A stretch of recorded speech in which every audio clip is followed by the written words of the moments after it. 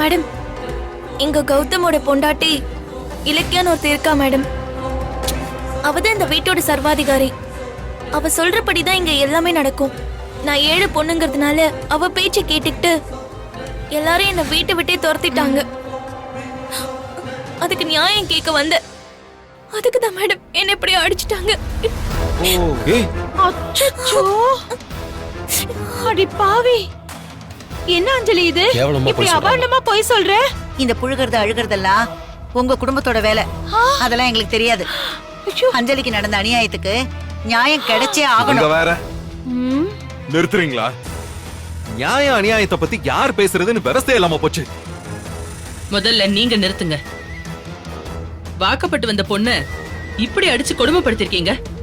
ஏங்க உங்களுக்குலாம் கொஞ்சம் கூட இறக்கமே இல்லையா? இங்க பாருங்க, அடி வாங்குறதுக்கு ரொம்ப ரொம்ப தகுதியானவதான் இந்த அஞ்சலி.